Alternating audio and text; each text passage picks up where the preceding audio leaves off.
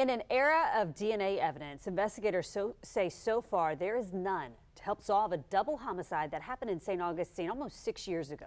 And with 2 victims, it makes the investigation even more challenging. That's why officials need your help tonight.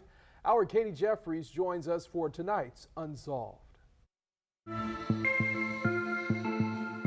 Charles Durden and Stefan Larry hadn't known each other long, but they had become good friends. Family members say they don't know why the pair was in St. Augustine on that November morning in 2016, but their bodies were found in a burning car.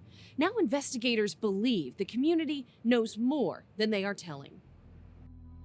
At the corner of Fred Waters Way and Spring Street in St. Augustine, we know that somebody out there knows something. Sits candles, flowers, and a plaque, a memorial for the 2 lives lost here. We also know that there's still talk about what happened.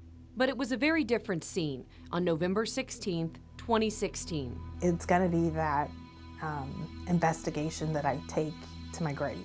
For Sergeant Michael Ochkai, it is her only unsolved case. She remembers the scene that November morning well. As firefighters put out the flames of the burning Dodge Journey, 2 bodies were found inside, Charles Durden and Stefan Larry. Both had been shot, the vehicle then set on fire. Investigators were at first hopeful that cameras from a nearby business would offer some clues. He had put up surveillance, but he hadn't set it to where it actually recorded. Officers found neighbors who said they heard the gunshots but didn't see much else. The fire destroyed much of the physical evidence, and so far what little they could test for DNA has always come back to the victims and not a suspect. As for a motive, with 2 victims, Sergeant Ochkai says that becomes more difficult. Because then you're trying to figure out, were they both a target, or was one a target and the other one just happened to be at the wrong place at the wrong time? And not knowing who or why has weighed heavily on the men's families.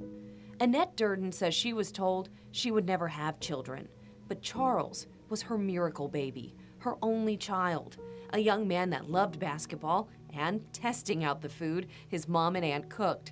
He was also a father of 2 boys.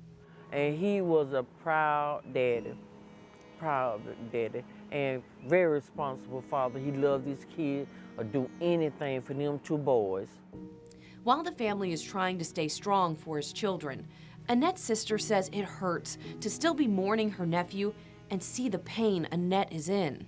I hear her in the room crying sometimes at night, and I go in there and I pray with her because prayer changed things, and I told her that God will work things out for her no matter what. Stefan Larry had moved to St. Augustine a few years prior.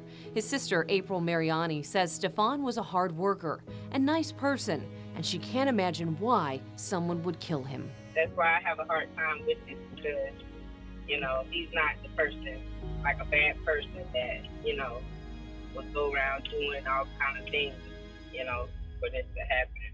She says she never heard Stefan talk about Charles, so she isn't sure how the 2 met or how long they'd been friends.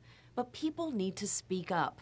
It's so heartbreaking, because nobody deserves that,